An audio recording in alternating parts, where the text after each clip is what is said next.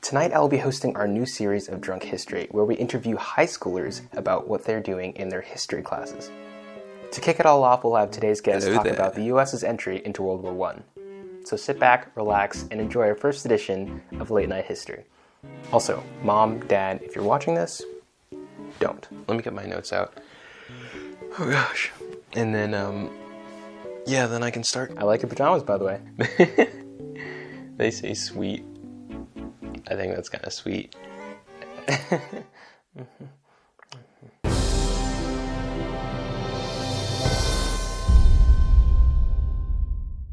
So basically to start, we're talking about World War I. But if you want to put it into perspective, we kind of have to go like 100 years back or so at this thing called the Congress of Vienna. Everything was fine until basically the assassination of this dude named Franz Ferdinand. And that was pretty much the catalyst of what we call now is World War I. And basically what happened was Europe was split into two different parts. You got the Central Powers and then you got the Allied Powers, okay? So the Central Powers was like Germany, Austria-Hungary, and the Ottoman Empire. But then the Allied Powers was Britain, France, and Russia. But here's the thing, right? We're talking about the US's entrance into World War I, right? The US is like, hey Siri, how long is the US from Europe? We're like 5,000 miles from Europe, right? It's a lot. Why in the world would the US ever try to get involved into European stuff? I don't know. Don't ask me. This was 100 years ago. Like I care.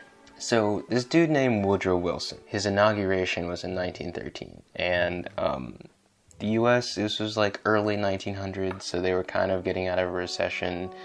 They were dealing with a bunch of stuff with like territorial disputes in the 1800s with Mexico and blah, blah, blah.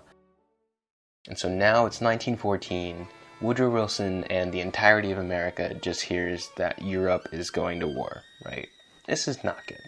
It's about to go down. I really shouldn't be laughing at this, but it's like, it's really, I feel really bad for the dude because a lot of is going on in his head right now. Europe declares war and he doesn't know what to do. 2 days after that happens, his wife dies.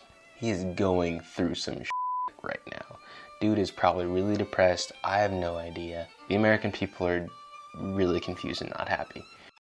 Basically, they kind of like split into 4 different groups of like how they reacted to it. We've got the non-interventionalists, the socialists, the liberal internationalists, and then we've got the Atlanticists. So the non-interventionalists are basically kind of like the mindset of most people. They're like, hey, we're your average Joe. We're your average American, right? We came here to escape all that European shit. I don't care about what's going on 4,000, 5,000 miles away over there. Interventionist. Intervention and then ists. I don't like English. Okay, this is history. I don't like it. I can't pronounce that. If I said it wrong, I said it wrong. Okay. The socialists are kind of in the same dealio as the non-interventionists, right? So they're basically like anti-military kind of stuff. And they're like, hey, the US doesn't need to get into that. The liberal internationalists, on the other hand, they wanted to intervene because they're like, hey, we need to spread our American democratic views across all of the Europe, right? I don't even know why I just did a country accent there. The Atlanticists were actually pretty similar. They were not only wanting to intervene, but they were also like, hey, we need to start having people in the US prepare for like all of our defense and on the offense in order for us to completely intervene. But it's not really important for the story because literally Wilson comes out 2 weeks later and he's like, you know what? Boom. I'm done dealing with this right now. Okay, there's a lot going on. I think it's the best thing to do. I'm the president, so I think it's the best thing for the American people to be like, okay, let's all just like be calm. Let's stay neutral. Let's not get involved in European business, okay?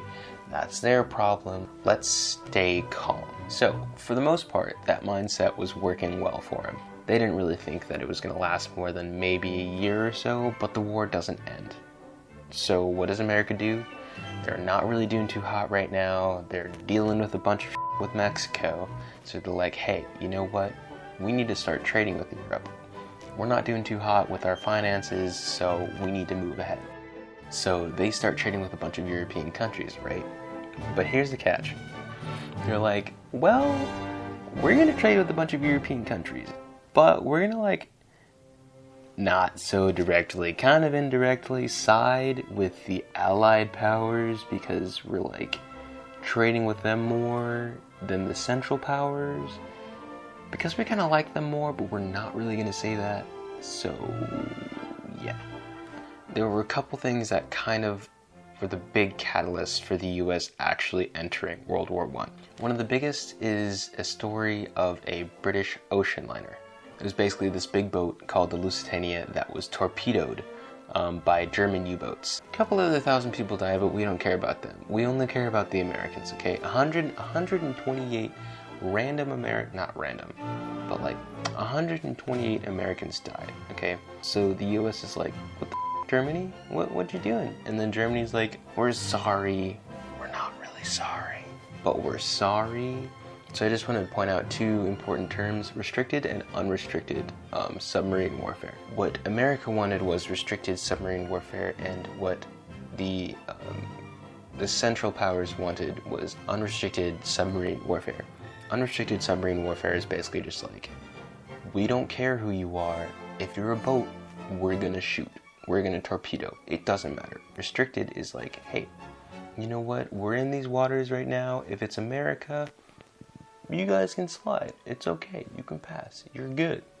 And that's kind of where this disagreement went. So a lot of Americans started to get a bit more mad at the Central Powers, and they're like, okay, just in case we need to get our defense up, right? And just in case we get into war or whatever, we're gonna pass what was called the National Defense Act of 1916. And it was basically just like, let's put a ton of money just into like a bunch of American stuff. So flash forward a bit. Oh, also, like I noticed this earlier. You guys gave this to me. I can. This is for me, right? Mm-hmm. Yeah, I'm literally you. I put it there. Yeah, this isn't wine. I really just wanted to drink grape juice. Dude, yeah, I know, right? Look, I got some more for me. Cheers. Exquisite. Precisely. This is the right here. Clearly. Anyways, I forgot where I was going. So basically, flash forward a bit. This is like 1917, and Wilson gets reelected, right? But this is kind of like the funny / ironic thing. So when Wilson was running in 1916, a bunch of people were like, "Oh yeah, you know, like his famous quote was, what did they say? He kept us out of war." That's basically what they said, because they were like, "Oh my gosh, this World War whatever is over there in Europe, and he's kept everybody out of it in the US." But then in 1917, Germany, even though earlier they were like, yeah, we'll just do restricted submarine warfare, it's fine, they were just like, no, actually, you know what, let's just not. But here's the catch. They didn't tell America. So I'm sure you probably heard of the Zimmerman telegram. America was basically just like, this you, Germany? Really? Is this really what's happening right now? Are you really gonna do this to us? This German dude named Arthur Zimmerman, he tries to send a telegram to Mexico, and he's basically just like, hey, psst, Mexico, I know you like really didn't like the fact that America took a lot of the land that you had in the past like 100 years or so. So if you like help us, we'll totally like promise to give you the land back. Britain intercepted the telegram, right? And they're like, psst, hey, US, Germany over here is like, hey, we're gonna do unrestricted submarine blah blah blah or whatever. What are we gonna do? And then at that point, America's basically just like, alright, Germany, you're really pissing us off now. We hate you. We're gonna declare war. So Woodrow Wilson goes to Congress, and then they're like, okay, cool. So on April 6th, April 6th, 1917, they were just like, you know what? Boom, Germany, you, okay, we're gonna go to war now. But then here's the best part. If I was Germany, I would be really scared at this point, Because literally the entire war only lasted for another 19 months after this happened. So you know shit is about to go down. So the US increases their military like 1,000-fold, and they're like, we're about to beat the out of Germany. And so what does America do? They spend a couple of months completely training like everybody, right? And so their armies go, and the American army like goes from one of the smallest to one of the largest in the entire world at that point. In the fall of 1917, they're like, alrighty, let's go ahead and start shipping everybody over, and we're gonna completely beat the shit out of you. And that's exactly what we did. He said, look to your left. He slumbered, he got his ass out in the air. November 11th, 1918. That's when Germany surrenders, and America was like, oh, that's it? Because they were thinking that we were going to have to last until like 1920s, like and on and stuff. And that's what we were preparing for. But Germany was like, nah, we're good. You kind of beat us really badly. And America's like, huh?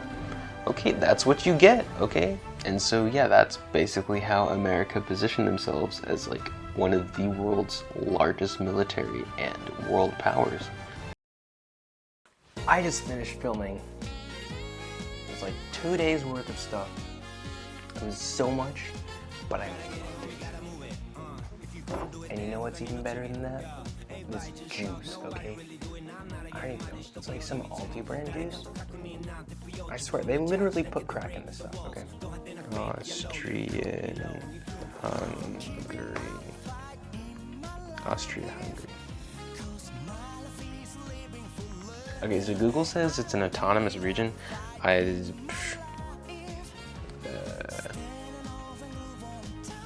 Well, you call it a central power, right? I don't know if you call it a state. I don't know if you call it a country. That's not really my point. Anyways, do I know why?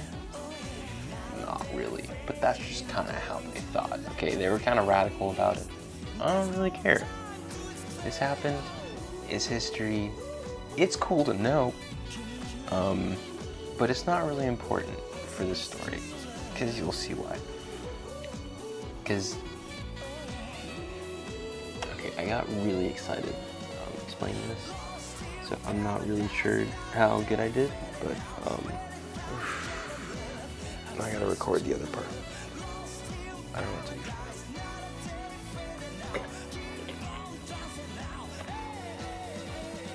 This is delicious.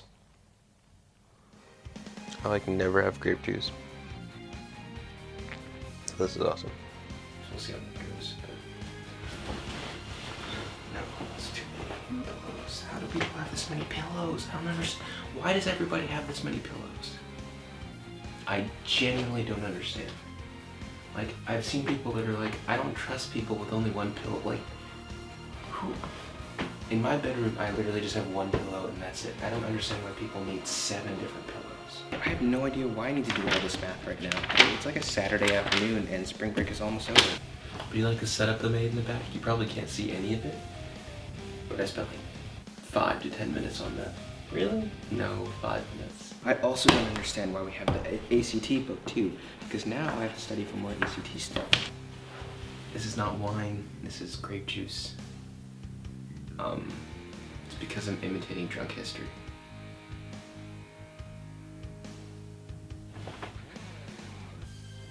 I'm 17.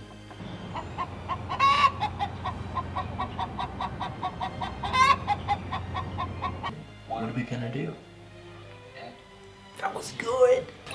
Okay, that's it.